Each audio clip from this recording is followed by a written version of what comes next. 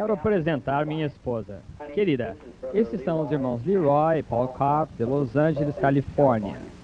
Prazer tê-los em nossa casa, irmão Kopp. Irmão Branham, nas suas duas grandes campanhas em Los Angeles, no Templo Calvary, notamos que o Senhor Jesus Cristo trabalhou consigo de modo muito especial com esses maravilhosos dons, discernindo o coração dos homens, tanto como as enfermidades dos corpos e os sinais de cura e milagres feitos.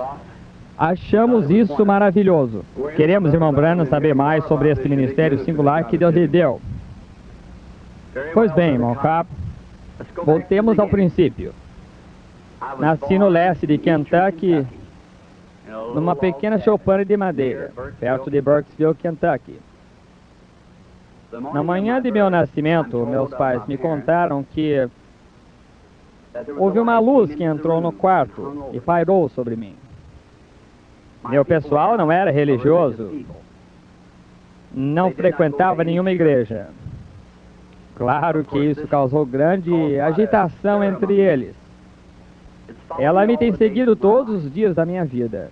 Recentemente, o mundo científico tirou uma foto disso, como aparece aqui. Talvez estejam familiarizados com esta foto.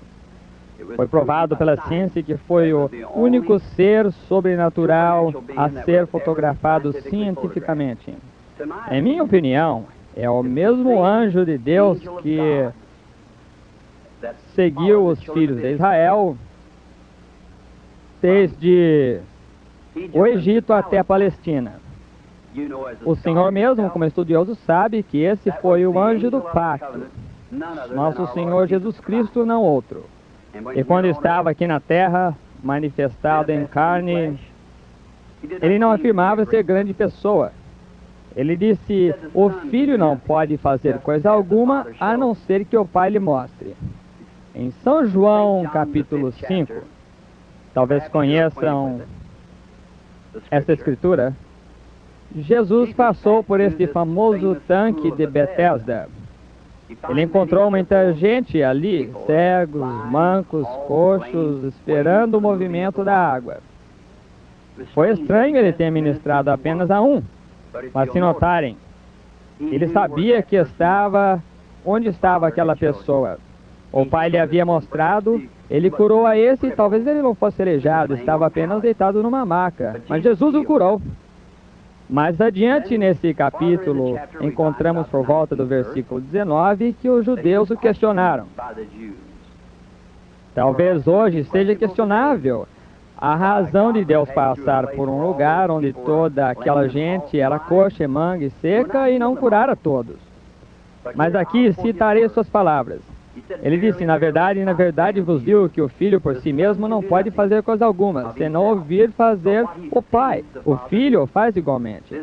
Então, conforme sua própria palavra, seu ministério foi baseado nas visões do seu pai. Então não seria estranho que seu ministério fosse realizado como ele prometeu aos seus discípulos. As coisas que faço também as fareis, ainda maiores fareis, pois vou para meu Pai.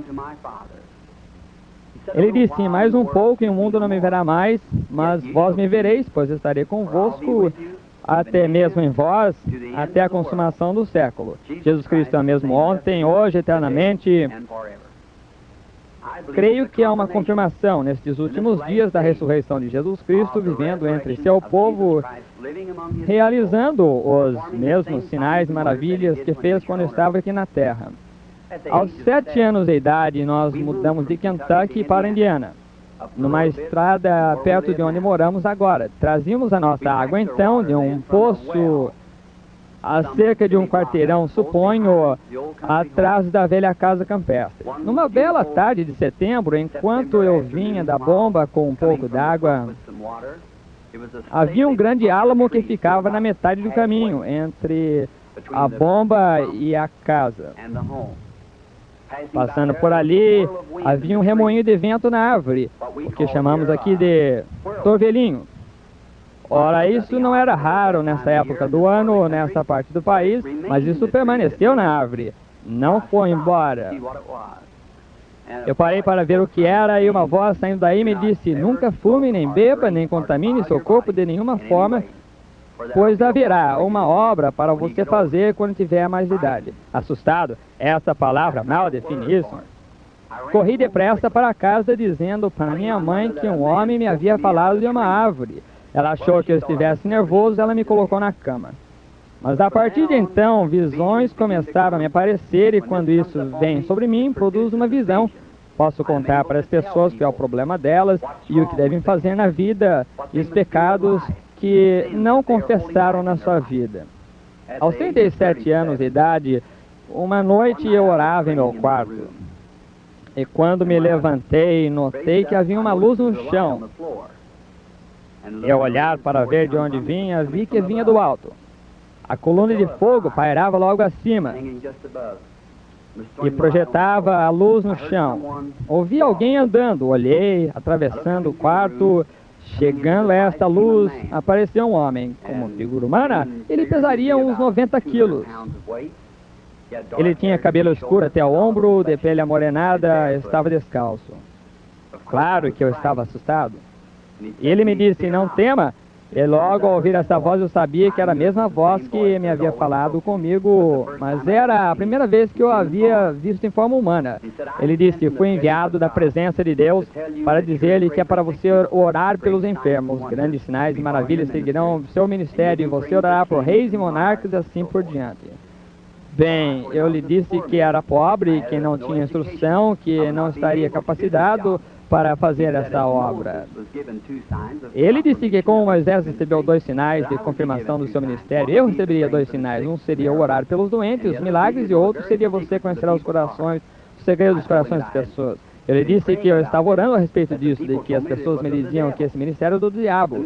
Ele se referiu a muitas escrituras, tais como quando Filipe encontrou Natanael e Natanael chegou a Jesus. Ora, Jesus lhe disse onde havia estado, onde estava, debaixo de uma árvore, quando Natanael o encontrou.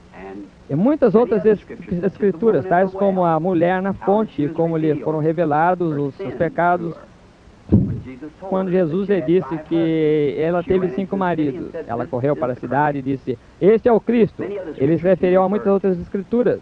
Eu lhe disse que iria. Ele me deu a certeza que estaria comigo sempre. Como conhece Simon Kopp, e o mundo conhece as grandes coisas que têm acontecido nesse ministério. Estávamos pensando quanto a essas visões, que se eu me lembraria delas bastante tempo. Faz algum tempo, faz uns 4 anos, para ser exato, de um garotinho morto ao lado da estrada. Um carro atropelou e o matou. E era para ser ressuscitado dos mortos. Bem, eu contei isso para todos, estava profetizado nos Estados Unidos e no Canadá. Milhares de Bíblias estavam com isso escrito na folha em branco que aconteceria. Um dia, quando estávamos tendo campanhas em países escandinavos, passávamos pela Finlândia de Kuopio e havia um ajuntamento de pessoas no acostamento. Estavam inclinadas sobre alguma sorte de forma. Saímos para ver, lá estava o garotinho, a cena toda, exatamente como me foi mostrado. Eu disse para o Moore: olhe na sua Bíblia para ver se não é essa cena. Sim, ele disse. Ajoelhei-me e pedi ao nosso Senhor Jesus para confirmar sua palavra que me havia mostrado, e me dito o que aconteceria. O garotinho foi ressuscitado pelo nosso Senhor Jesus e está vivo e com saúde hoje. Irmão Kopp, essas são apenas algumas das coisas que nosso Senhor Jesus está fazendo hoje, no ministério que me deu. Em minha humilde opinião, isso é para confirmar sua palavra. As coisas que ele prometeu que aconteceriam nesse dia, estamos vendo ocorrer hoje. Agora, concernente às campanhas em Israel, irmão Kopp, terei muito prazer em servir ao nosso Senhor em Israel. Creio que meu ministério será muito efetivo aos judeus. Porque, como a Escritura diz, os judeus buscam sinais, os gregos sabedoria. Cremos que muitos judeus e outros na Terra Santa crerão que o Senhor Jesus Cristo é o Messias, quando virem um cristão cumprindo a profecia de Joel no Antigo Testamento. Sim, irmão Kopp. Tenho certeza que se refere à profecia de Joel no Antigo Testamento, Joel 2:28, como profetizou, dizendo: Nos últimos dias, ele derramaria do seu espírito sobre toda a carne. Os filhos e as filhas profetizariam, os velhos teriam sonhos e os jovens teriam visões.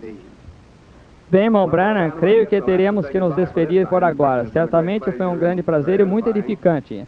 Temos que ir andando, mas nós o veremos, querendo Deus, em Chicago dentro de uns 2 dias. Bem, cavalheiros, foi um prazer tê-los em nossa casa esta tarde. Estaremos orando juntos para o sucesso da reunião em Chicago. E, pela graça de Deus, espero encontrá-los lá dentro de alguns dias. Aceitariam um chazinho antes de irem? Muito obrigado, irmão Branham. Aceitamos sim, obrigado. Obrigado. Obrigado, querida.